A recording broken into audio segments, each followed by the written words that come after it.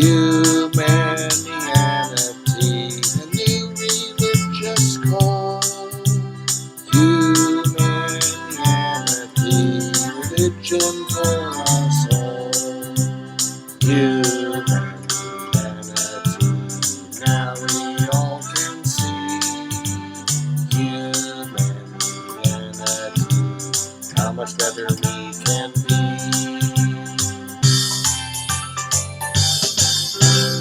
Hi, I'm Bill Van Fleet, and this is Humanianity Conversation number 55, recorded on May 22nd, 2020. It is the first recorded conversation with Kyle Cusick, an important member of Charlotte Atheists and Agnostics, with a special interest in secular morality, about which he recently gave a presentation in that organization. We connected because of this common interest in a modernization of ethics so much needed by our species. The discussion involved an overview of the basic concepts involved in and associated with humanianity, especially the question of the nature of religion and the misconceptions regarding it. Also discussed were tribalistic loyalty involving beliefs, appropriate social interaction in situations involving people with different belief systems, the probable cause of the possible normality of belief in a God, and the widely misunderstood concept of the supernatural. So, did you have, you've been looking at the website to see some things about it, and you had some questions and so forth. So that's one thing we can talk about. But really, I guess the first thing is maybe if you could just kind of introduce yourself and any things that you want to add to help people know where you're coming from and what you believe in and so forth.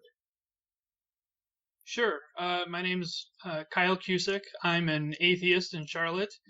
I'm speaking on behalf of Charlotte Atheists and Agnostics. In fact, is it okay if I take a second to plug the groups that I'm a part of? Absolutely, sure. Okay, great, sure. So if anybody's looking for a social or a discussion group, you can look up charlotteatheists.org. So Charlotte Atheists and Agnostics, that's a great group. If you're looking for a community service group, Atheists Helping the Homeless, that's the other group that I'm a part of. Mm-hmm. You can go to thecbb.org. That's for Charity Beyond Belief. That's our 501c3. So yeah, that's a wonderful organization. It's been tough helping people right now because with social distancing and all. But yeah, in June we're planning on getting back to our monthly giveaway, handing out care packages to the homeless and such. So that's great. So yeah, so as far as myself, I'm an atheist. I have been for 7 or 8 years now. I've been in the Charlotte area for about a year, so I've been involved with Charlotte Atheists for that long. I'm on the event committee with that group. Okay, so what has stimulated your interest, or do you have some things that you would like to, some reactions you'd like to give, or some questions, or how would you like to proceed? Well, just for the sake of the audience, this all started when I gave a talk on behalf of Charlotte Atheists last week on secular morality, and Bill was kind enough to be a part of that. And since Humanianity deals a lot with secular morality, or just morality in general, it seemed like that piqued your interest. You had a lot to contribute, I know. Mm-hmm. So yes. So which I appreciated. Yeah, it seemed like that was right up your alley, huh? Mm-hmm. Oh yeah, very much so. Yeah. Oh yeah, that was I thought that made for an interesting talk. Well, what is the biggest question in your mind about it so far? I'm still wrapping my mind around. Let's see. You said that it's religion, but it's not a religion. I wasn't sure I followed that. Yeah. Okay. Good point. So that would have to do with what religion is. And I know that for many people, religion is, oh, that's belief in God. But that's not really what religion is. I mean, there are religions that do not have a God. And that is not really the main function of the religions, although because most of the religions have begun in the somewhat distant past, the beliefs that were current at those times are in those religions, but they're changing changing gradually in various ways. People have different meanings for the word God, for instance. Like there's pantheism and panentheism and so forth, so I think that one of the things that helps to understand the most is to understand the difference between existential beliefs and ethical beliefs. And that may be something that you already, excuse me, are fully knowledgeable about and so forth. Do you know what I mean by that distinction? Somewhat. How about you help me out, though? Okay. Well, existential beliefs are beliefs about existence, about what exists or has existed or will exist in the future or might exist in the future or does not exist and so forth, and how it all works. Ethical beliefs are beliefs about what we should and should not do. So now, would you agree that chimpanzees have ethical beliefs? Yes, that's something that we talked about last week, right? Yes, I would agree with that. That, in other words, chimpanzees... They exhibit behavior, yes. They what? I missed what you said.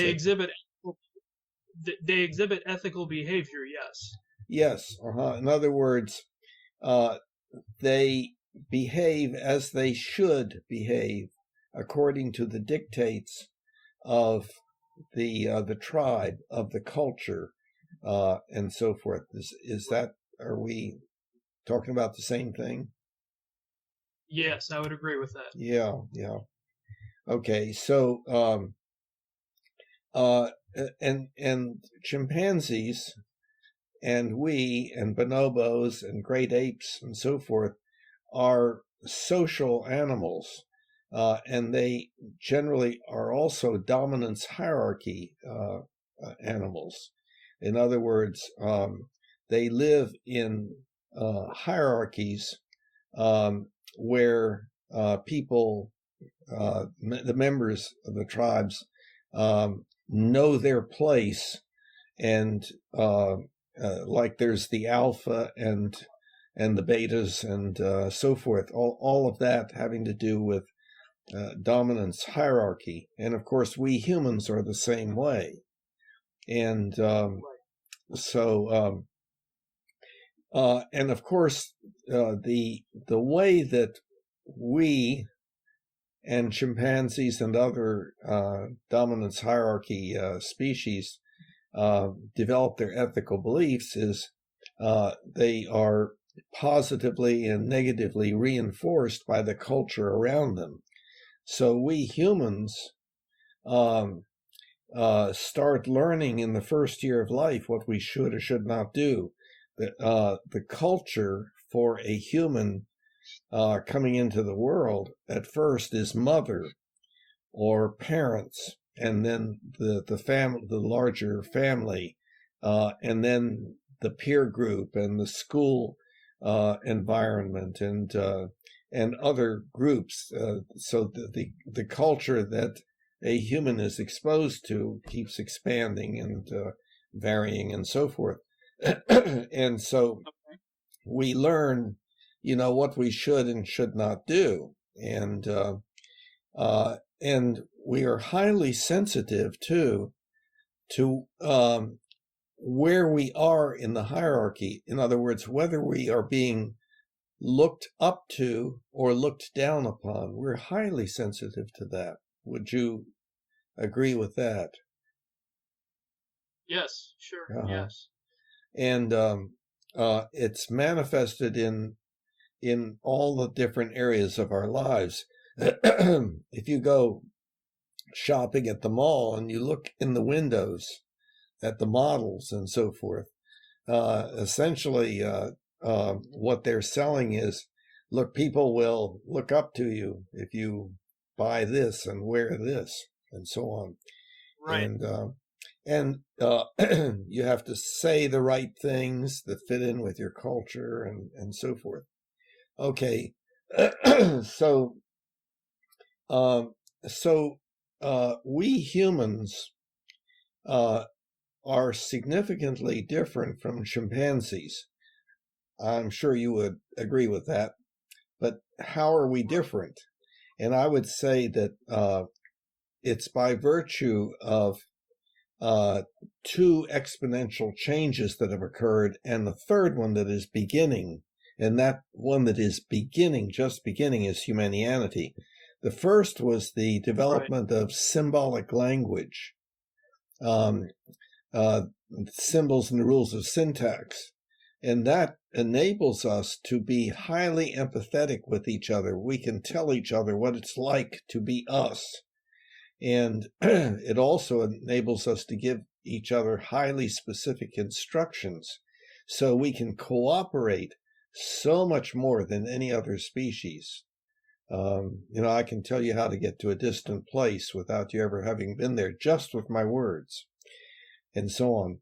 Right. So then, now, when that exponential change occurred from the time when we used primarily nonverbal communication and to the time when we essentially began making up new words almost every day, I don't know exactly when that exponential change occurred. The second exponential change, we can see that because we're going up on that curve currently, and that's the rules of logic 2,000 or 3,000 years ago and developed since then, and the rules of evidence last 200 or 300 years, especially with the development of the sciences and the statistical methods, experimental design, and so forth, that enable us to develop highly accurate beliefs, making us extremely powerful. So we're talking high-tech chimps.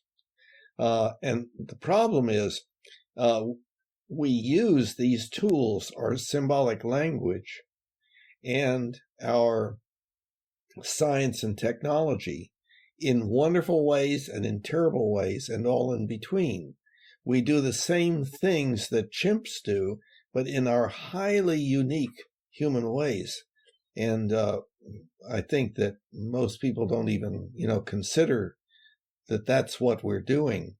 But the question, the problem is, as I said, we do not only extremely wonderful things, but extremely terrible things and all in between. And so the question is, well, can we not stop doing the terrible and the bad things? And, so what would be required? Well, what would be required would be an effective ethics where we developed our culture that was global and that had a basic ethical philosophy that worked better than the one that we tend to have, which is authoritarian. And by authoritarian, I mean, that whoever or whatever is most powerful is the one that tells you what you should do, And so that would be mother, that would be a leader or the culture or a deity or spokespeople for the deity or whatever.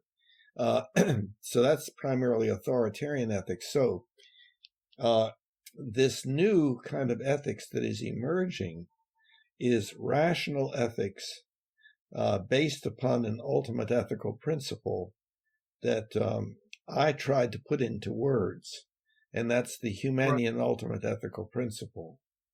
And I don't know whether you've memorized it yet or not, but I remember picking up on it. Yeah. So it's we should do that which will promote not only the survival of our species, but also as much joy, contentment, and appreciation as possible, and as little pain, suffering, disability, and early death as possible for everyone now and in the future. And it's based upon the idea of the social contract. It's not superimposed upon us by something powerful. It is us getting together and working out procedures that are beneficial to all of us. And so the idea of the social contract is what comes closest to that. So that's kind of, so what is religion? Well, if you look back at all of the 4,000 religions, as I understand, there have been, I don't know who has counted, but what they are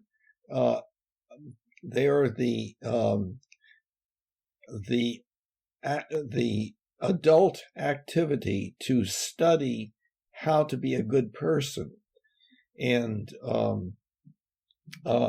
so, for instance, if we take just current run-of-the-mill Christian church service, there's a sermon, and then after that maybe some Bible study and so forth. Well, and the sermon is a presentation of, well, how should we live our lives? Now, of course, it's based upon things that many of us no longer can believe. And of course, we have to have some idea about how the world works, what exists and how the world works, in order to figure out what we should and should not do. How else would we arrive at something like recycling, Right. So our religions are basically our ways of trying to work together, study together, learn from each other, learn from people who are kind of specialized in that area of thought, and so forth, on what is the best way to live, best for everyone. That's self, including oneself as well as other people. So that's kind of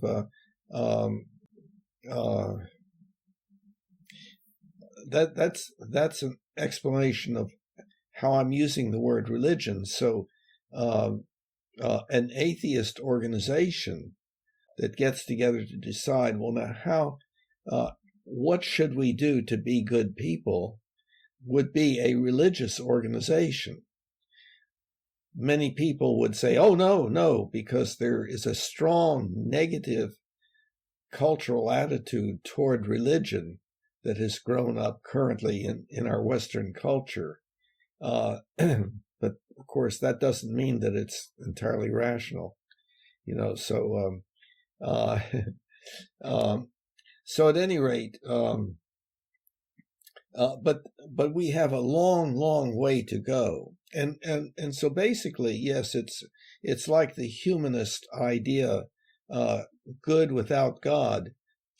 This is good whether God exists or not. God, the issue of God being non-relevant. We need to work together to figure out, with an accurate understanding of how the world works, what we should and should not do. that will be of benefit to everyone, that does not treat certain people in bad ways that cause them to suffer and so forth. And so it involves helping other people and so forth, like stuff that you talked about at the beginning. So anyway, that's kind of an introduction in covering the issue about religion. So it's not a religion, it's something that is emerging in all the different religions or activities that are religious according to this way of defining religion, but may not call themselves religious, or maybe even call themselves anti-religious. So it's did you by any chance run across the metaphor of the worms crawling up the mountain? Yes, I do remember that. Yes. Yeah. So see, that would be all of the different religions or other groups of that nature that were growing at the front end and atrophying at the lower end, so that they were all approaching the top of the mountain. And when they all got to the top of the mountain, if they ever do, then Humanianity would not just be that growth process, but it would become the religion for humanity. Okay. That's when it would become the religion for humanity. I see. Okay. Mm-hmm. So it's a little bit complicated, and it's not a normal way of thinking. Right. It took me a while to wrap my head around. Even after a couple days of research, I still wasn't quite sure I understood it all. Yeah. Well, actually, if you ran across any problems, any problematic statements or anything, I'd love to hear about them. The goal is... Oh, no problematic statements so much as just, like I said, it was just a lot to wrap my mind around, that's all. Well, my goal is to make it perfect. One thing I was unsure of is whether you had started this, or if you were just the leader of like the Charlotte chapter, or yeah. or what. Okay. First, we need to clarify. The analogy is if a group of us were going on a safari, and we suddenly saw this animal that we'd never seen before, and we wanted to study it, we would have to give it a name so we'd know what we were talking about. We label things so we can know what we're talking about. And so what I did was to take something that currently has no name and just put a name on it, Humanianity. So you didn't create it, you just named it. That's right. And also I'm trying to contribute to that process, but see, it's happening all around the world. For instance, an example when on a large scale would be the emergence of the idea of democracy as opposed to dictatorship, and the right and the idea of human rights rather than just rights of citizenship. Okay, I see. Mm-hmm. Those were things that were naturally occurring, I suppose, but still needed a push. What was naturally occurring? I'm sorry? Is that the analogy that you're making, that they were bound to happen but still needed a push? Is that the analogy? Or am I missing it? Well, I guess they are bound to be happening because they are happening. So we would conclude that, the rules of the universe are such that this is occurring on this little planet. Right. And, but it it's only going to happen to the extent that people understand it and value it and do their parts in promoting it. And I see. So what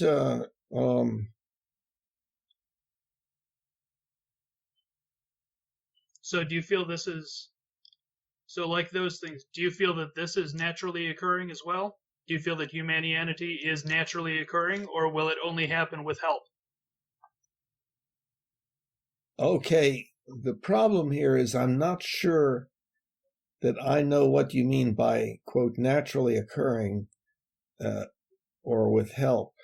Okay, I'm not wording it well. Just, do you think it will help? Do you think it will happen even without talks like this happening, without someone like you pushing for it to happen? Oh, it already. I wasn't around at the time of ancient Greece when they came up with the idea of democracy, and I haven't been. No, I'm just Right. one. I'm just one little person who is doing one little thing, namely trying to get some kind of central understanding of this thing that many, many people are doing in various ways. It's a little bit like a tree where there are all of these branches and twigs and so forth. I'm trying to identify the trunk of the tree. I see. Okay, I see. Interesting. So, one thing I made a note of, if we could back up for a bit, you had mentioned that you think atheism is a religion. You probably knew I wasn't going to let you off the hook on that. I think I would disagree with that. Okay.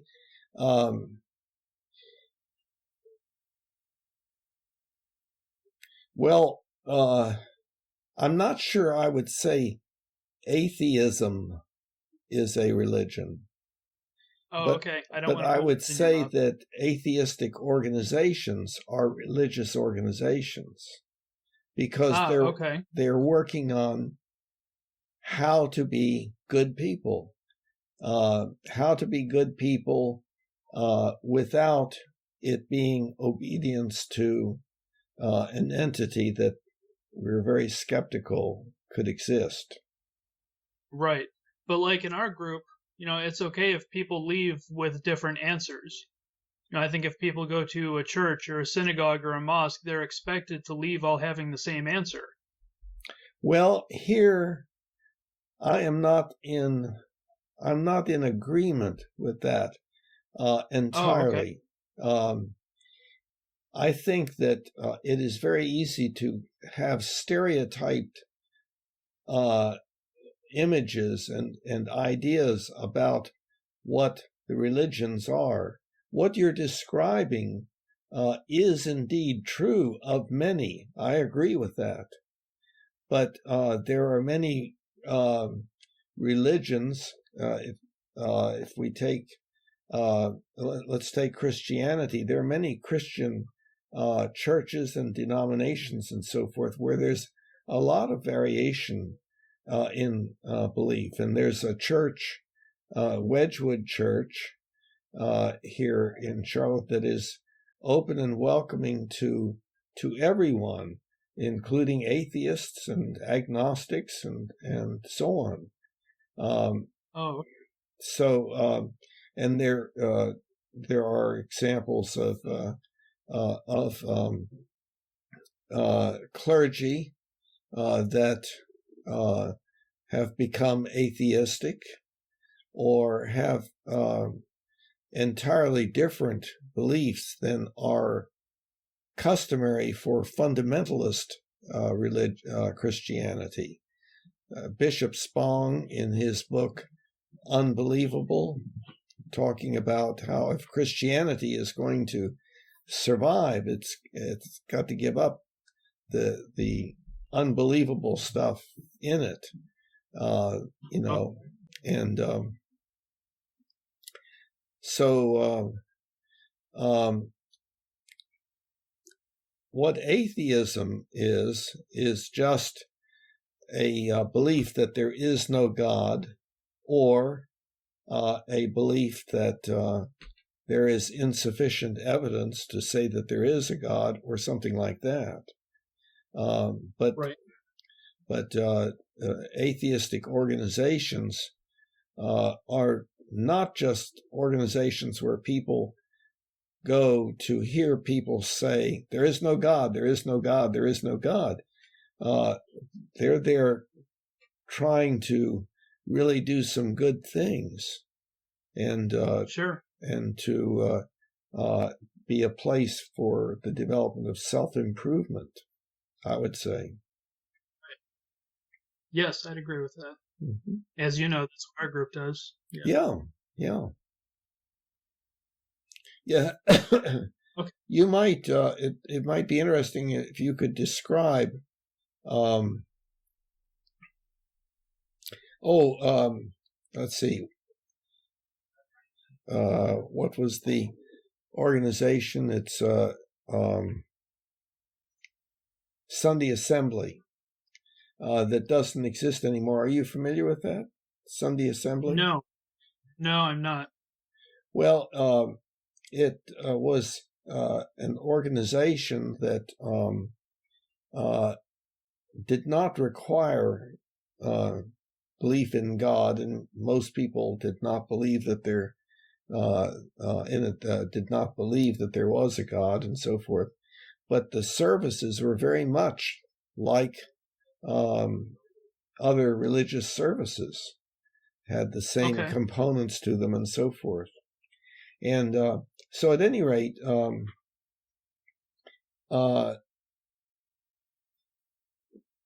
your organization,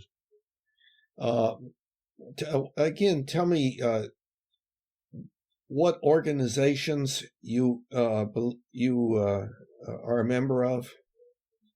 The social group is Charlotte Atheists and Agnostics. Uh-huh. And the community service group is Atheists Helping the Homeless. Uh-huh. Okay, Charlotte Atheists and Agnostics. Right. Do they meet? I mean, pre-COVID. Right, before the world, you mean? Yeah. Yes, we used to have every Sunday morning. You know, for some reason, we're all available Sunday mornings. Yes. Uh-huh. Every Sunday morning, we would meet up for coffee and conversation, and then we would have a monthly social. It was always on a Thursday evening. So the Wednesday evening discussions that we have now, those are a new thing. Those we just started doing since since the state went on lockdown. Yeah. So those are a fairly new thing. Yeah. Okay. Well, now, are those discussions simply like passing the time of day, like you'd go to a bar and meet somebody and pass the time and so forth? Or is there something, is there a theme? Or do you have presentations? We have a different topic every week. Okay. Like I said, last week was on secular morality, and like you're describing, the goal was to figure out how to lead our best life. And, yes. Yeah. See, so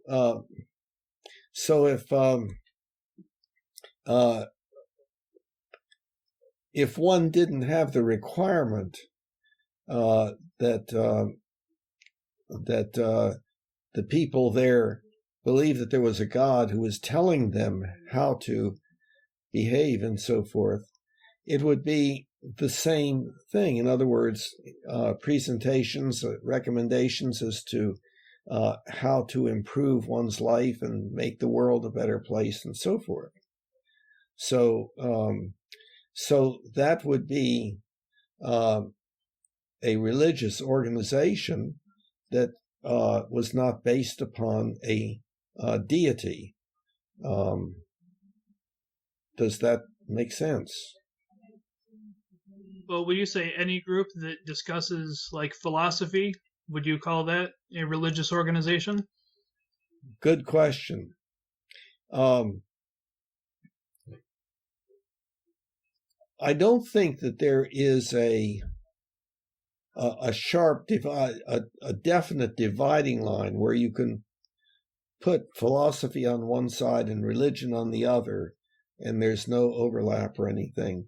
But I would not say that taking a course in philosophy to find out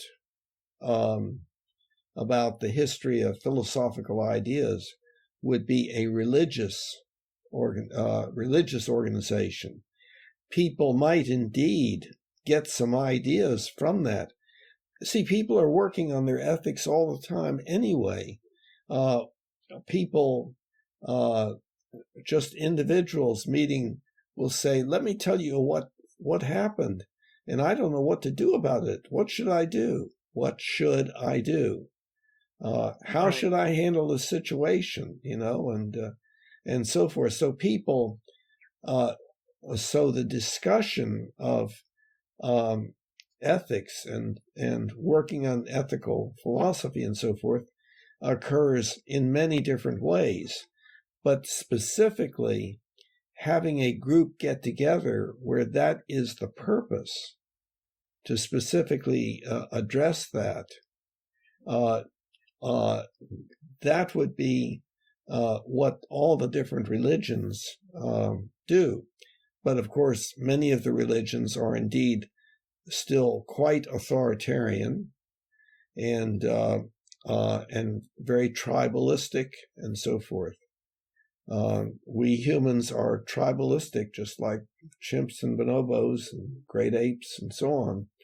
And it produces a lot of PSDED, pain, suffering, disability, and early death. Okay.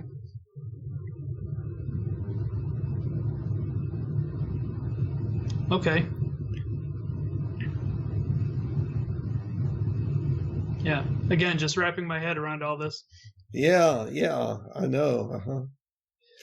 Yeah, also I'm interested in, any questions or ideas you have or contributions.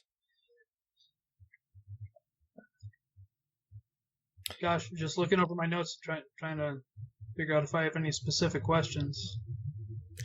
I actually, there is something that might be helpful, something additional here. Well, you were asking about organizations. There are actually two Humanian organizations in existence. They are meetup. They are meetup.com groups. One is Charlotte Humanianity, and I am the organizer for that. And we meet every Tuesday evening at 7. We're doing it by Zoom now. But it has not really taken off. And then there's one of Gaston County, Humanianity of Gaston County, and it has been totally inactive since its beginning. And the person who is the organizer is saying she's she's so much involved in other things and so forth that she hasn't done anything with the organization. And she also is relatively theistic and is into a lot of interfaith stuff and so forth. And so that may be one of the issues that keeps her from moving ahead. So really, it has not been successful as far as taking off is concerned. I would like to see the idea become viral, though that's not necessarily a good word these days. But then there's another thing that is of interest. See, anyone, and this you and anyone can do this at the website from your own home. and that is the Humanian Belief Manual. Have you? Yes. What is your concept about that, or have you explored it at all? I did explore it a bit, yes. I didn't contribute anything to it, but yes, I explored it a bit. But you it's would, an interesting, yeah. You would know how to contribute. You'd know you can vote on the things that are there and add your own along with definitions and comments and so forth. Right. And then you can invite other participants who agree or disagree with you to the forum to have further discussion. So it's a way of working together that is available. It's a tool that I would like to see take off. Okay. A number of people have contributed, but and it would be fantastic if you did. Okay. And so where do you see this? How do you see this evolving? If it does go viral, as you say. Well, if it goes viral, I kind of think it will be after I'm dead. I don't think it will be in my lifetime. And of course, I see the coronavirus is creeping up on me, and being elderly like I am, and I probably would not survive it, and so on. But there are things that have taken off after the person who originally had a lot to do with it passed on. So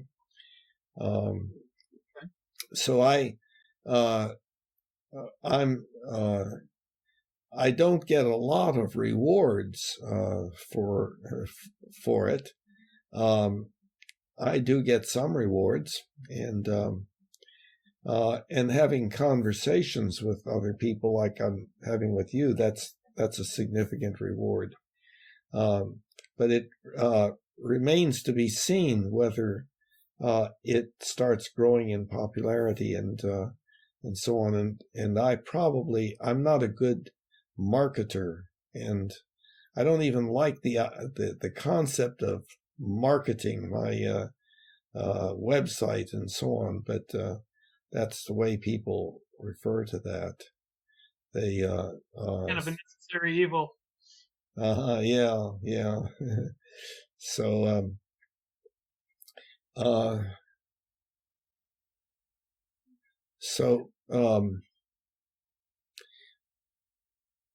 well, I guess along with the questions that you have asked, I would ask you, Sure. Is there anything that either appeals to you about it or turns you off about it?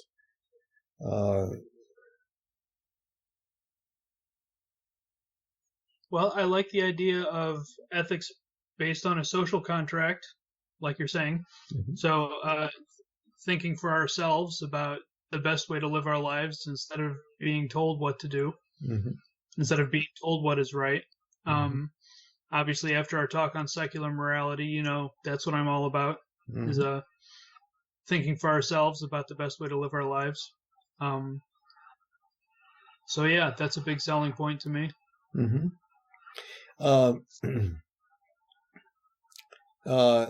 Well, thinking by oneself, I think, wouldn't you agree, though, that what's so important is the sharing and comparing of ideas that are different, because that then leads to an increased depth of understanding, and working on trying to come to agreement and finding out why we cannot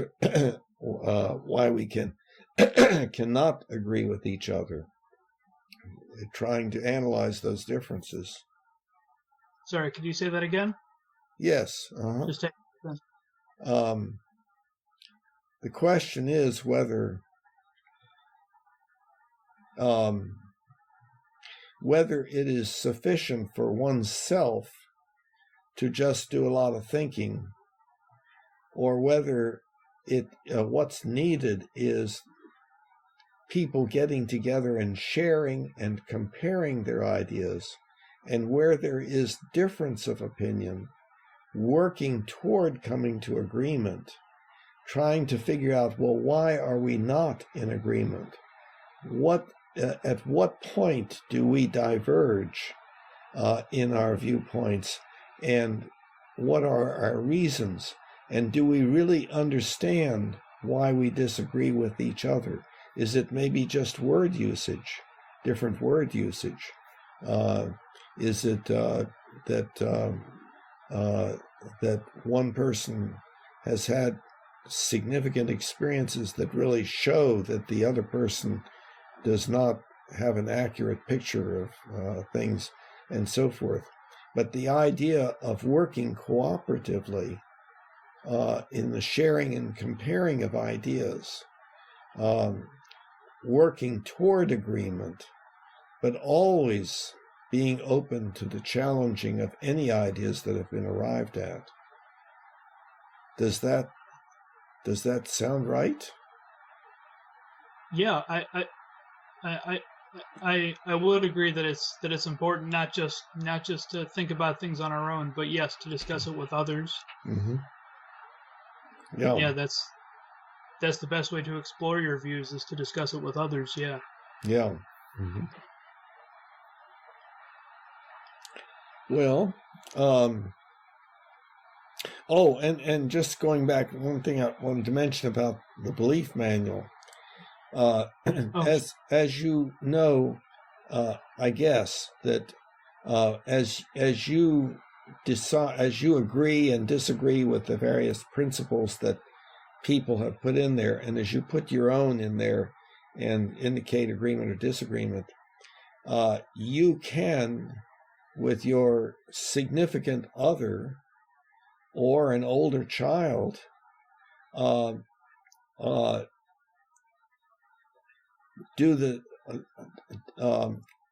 have that person do it also, and then compare your belief manuals, and then have discussion. Well, why are you in favor of this? That doesn't seem right. Or why did you say no to this? I can't follow that at all. So it would help people to get to know each other better and to talk about some really important basic things in their lives. So okay. So that would be another benefit of the belief manual. It has a lot of capabilities there. You have to kind of explore it, but you can search all of those principles or beliefs that have to do with such and such. Do a search for anger, let's say, and you get a list of beliefs, and you can compare them and so forth, and then maybe add something in that you think is even better than what's there, and so on. So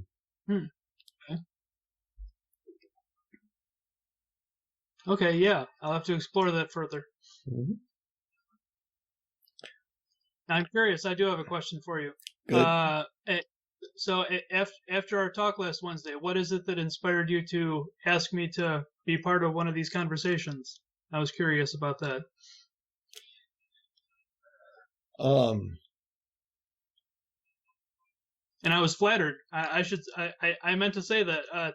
Thank you for having me on. I haven't said that yet, but thank you for having me as part of one of these. I meant to say that. Yeah. Well, there is a complicating problem. Okay. For whatever reason, my memory is poor. It's not Alzheimer's, apparently. It's my autoimmune problem, and so it is difficult for me sometimes to reconstruct without some detail,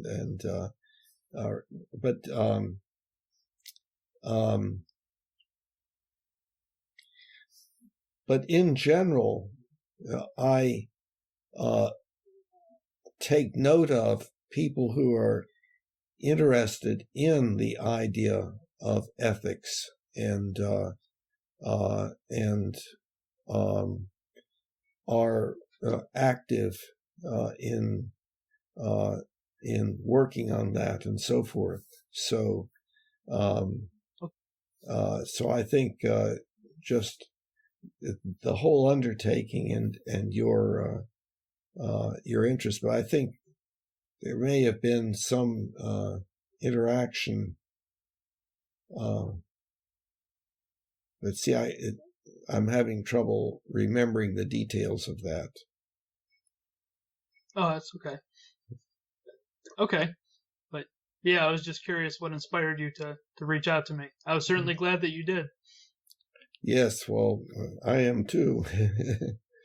So, but yeah, as far as other questions, I'm coming up short. I'm coming up short. I'm sure later I'll think of others. But yeah, I know how that goes. Yeah. Did you have any for me? Well, it might be good if you could describe a little bit more about Charlotte Atheists and Agnostics, and and we can, while you're doing that, look at the issue as to whether it is religious or not. Now, I don't want to get you to get into trouble, so, but that might be of interest to people, how that organization works and what you value about it. Sure. Well, I have only been a part of it for a year, so I should tread carefully when speaking on their behalf. Mm-hmm. The group's been around since 2003, from what I understand, to varying extents, but hasn't really taken off until more recently. But yes, it's mostly a social and discussion group, just for like-minded people to get together and socialize, sometimes vent about being in the Bible Belt. And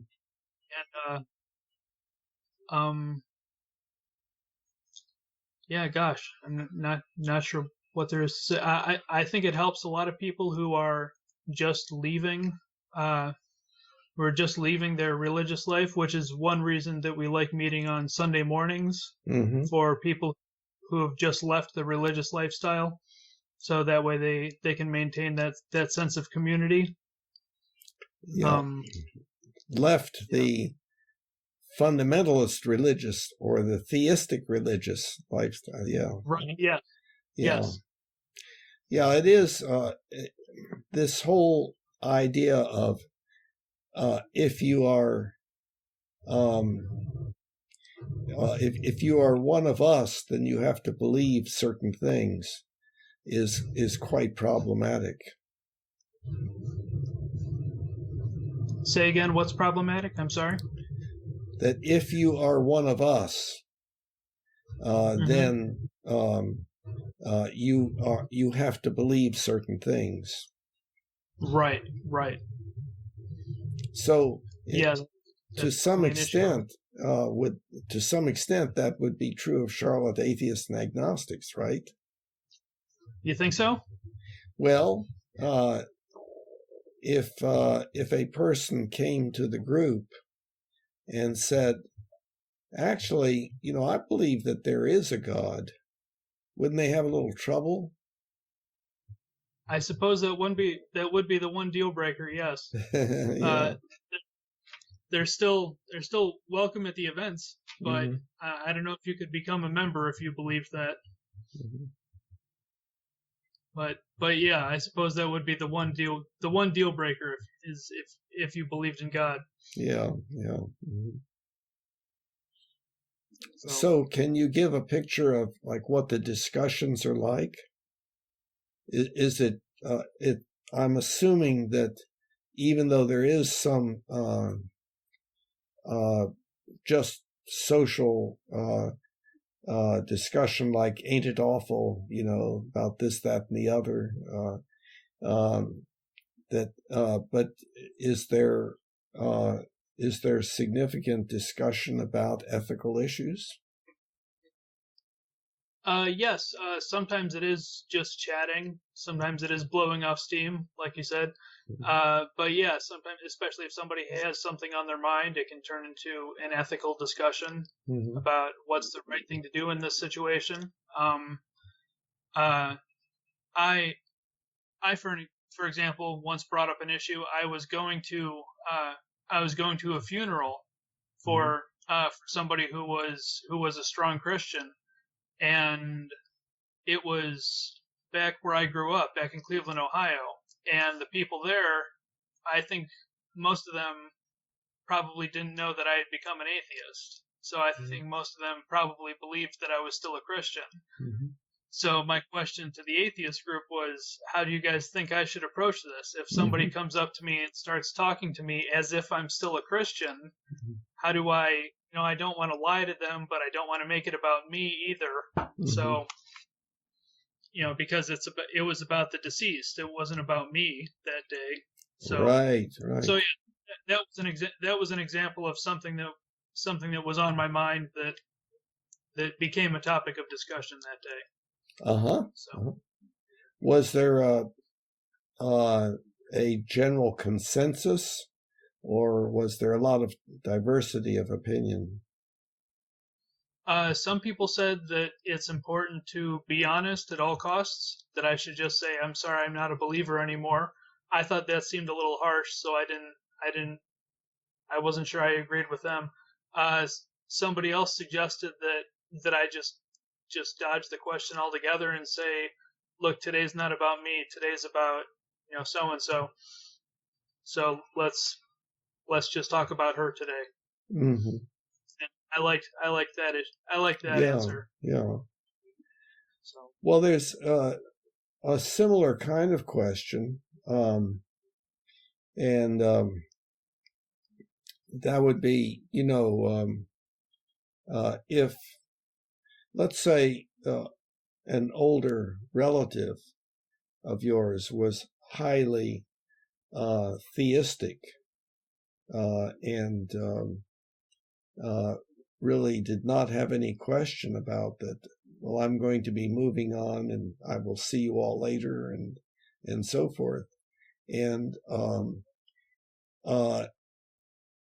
you were at the bedside or something like that. What do you think would be your guiding principles? What principles would guide you in a situation like that? No, it's kind of funny you ask. This isn't even a hypothetical. My mother passed away in 2013, and I had realized just about a year before then, I realized that I was no longer a believer. But her faith was strong, and we knew she didn't have much time left. So it was because of her that I kept it to myself for about a year, that I was no longer a believer, because she would ask that we sit together and pray together. And I wanted her thinking that we were all on the same team. I figured that for her sake, I would keep that to myself until she passed. So it wasn't until a few months after she passed that I told my father about it. I see. So, well, one question comes to my mind is whether or not you prayed. Some other people have asked me that. I'd say I meditated. I went through the motions. I did close my eyes and bow my head, and I would listen to the words that everybody else was saying. But yeah, I think meditated is probably the best word for it. So I would just reflect on my thoughts. Yeah. I didn't think anyone was listening, though. I didn't think there was a higher power who was listening to what I was saying. Well, I didn't know whether you felt called upon to say any particular things. Oh, you mean out loud? Yes. No, I wasn't asked to pray out loud. No. Mm-hmm. So, if they had asked me to, then for her sake, I would have, and I could have. I'd been praying for decades, so I'm sure I could have thought of something to say. Mm-hmm. Oh, by the way, did you run across the Humanian prayer in the website? Oh, I remember seeing it. I couldn't tell you what it was offhand. I remember seeing it though. Yeah. I wrote down what the principle was. I didn't write down what the prayer was. Let's see if I can recall it. Actually, there was a time when I was kind of saying it daily, but then it kind of slipped away, and I really think I should go back to saying it. It's something like, in all that I do, I, Bill Van Fleet, wish to do and intend to do that which will not only promote the survival of my species, but also produce as much joy, contentment, and appreciation as possible, and as little pain, suffering, disability, and early death as possible for everyone now and in the future. So help me, everyone, to do that. Or, so help me, God, and everyone to do that, depending upon whether you as a Humanian believe that there is a God or not, you see. Right. So, I remember that part, yeah. Yeah. God with an asterisk, right? Huh? God with an asterisk. Yeah, that's right. So, but yeah, there's how to interact with people who are significantly theistic or fundamentalist, especially, how to interact with them in a way that is genuine, does not involve lying, but is also a good thing to do, is quite a question. Right.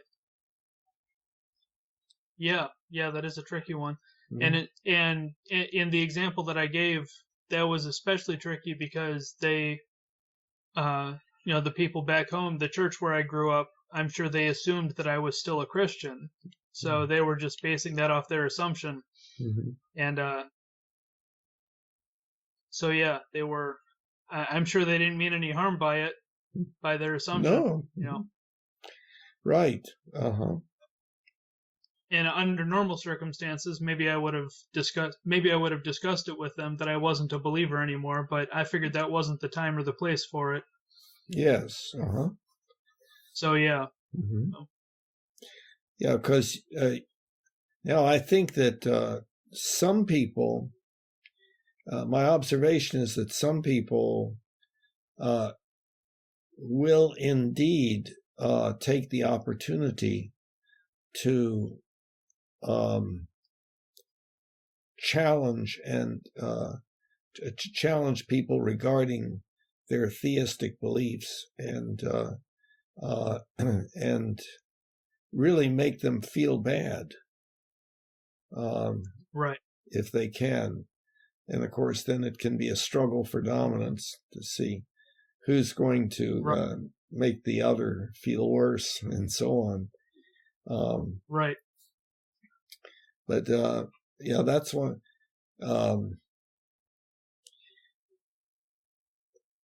What I have thought about is, I do not at all feel like I'm being watched, and that whatever is watching me is maybe changing the laws of the universe to make things happen either for me or against me, and so on. I just I don't have that belief. On the other hand, I wonder whether it does seem to me that for some people that is primarily beneficial to them, that it is a good thing for them. And so I also wonder whether there is built into us some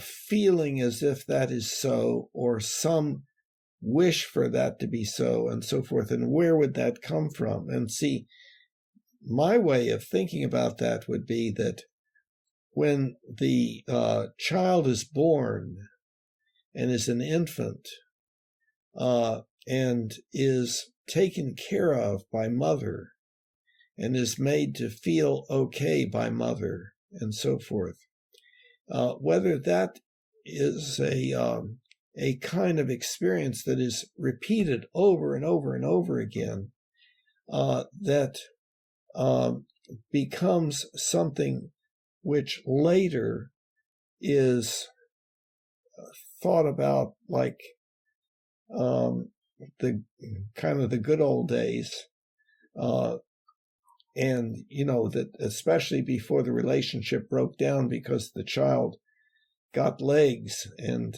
started being able to do things that had to be stopped by the parent. And right. So, you think about Jungian archetypes, and I wonder whether maybe there is something like an archetype or something built into us, a natural sort of thing where we can imagine being taken care of in some general way, but we don't recognize it as a reliving of the experience of infancy, of being in mother's arms and taken care of and loving mother and so forth. I could imagine that there's that maybe it is a normal phenomenon for people to experience that to some extent. But then I think that people can indeed not experience it. So that's one thought I have about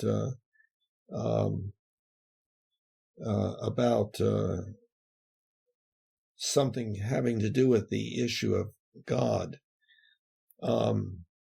There's another interesting concept, and that is that of the supernatural. Let me ask you, do you have any beliefs in any supernatural entities? My mind is open to the possibility, but no, there's nothing that I currently believe in, no. Okay, do you believe that you have a mind? Yes. Okay. Now, I would say right away that you are believing in a supernatural entity. Oh, okay. Why do I say that? It's because nowhere in the natural sciences is there anything having to do with the mind or the contents of the mind. Physics, chemistry, biology, neurology, and so forth. Nowhere. There's no variable in any equation in the natural sciences that has to do with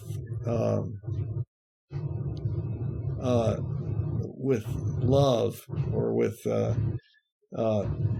in other words, like in chemistry, you don't have hydrogen plus chlorine plus anger leads to hydrogen chloride plus regret.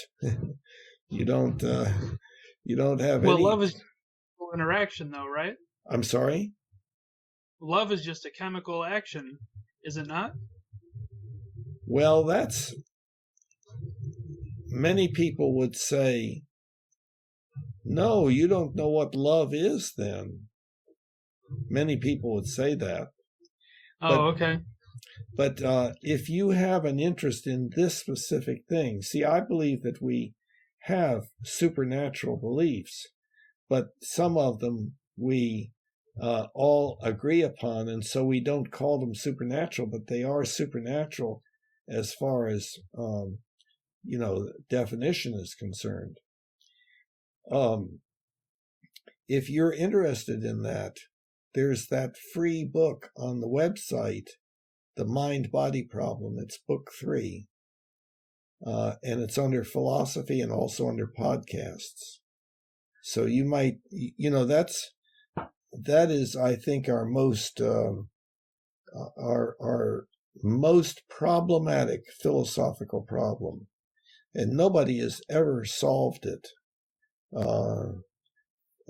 I believe that my book solves it better than any other, but then I have to be biased about that. Sure. So, but I've had 2 or 3 people say that the book was pretty good. But I struggled a long time with that book, thinking I had an answer and then realizing I didn't, and so forth. And it ended up with my no longer thinking normally at all. And Awesome.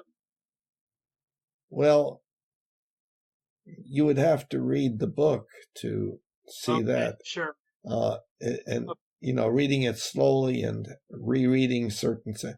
But my goal in writing it was that every statement in it was unambiguous and not incorrect. And but whether that's so or not, I mean, I'm risking something by making these statements about the book, because people could write me off as, the guy's a little bit off his rocker there, But I'm interested in any defect or flaw in the book. And one person did. He and I went sentence by sentence throughout the whole book. And there was one that was indeed misleading. And so I put an editorial note in that to correct that problem. So I am looking for any flaws at all. But then again, I know how that is. One can be convinced that one is correct about something and not be. So right. The odds are very much against me.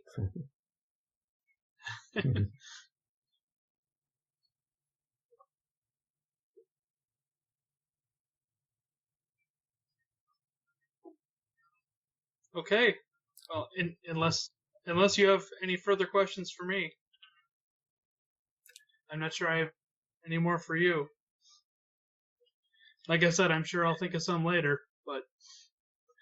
Well, what would be great would be if we had another conversation and explored whatever questions you had.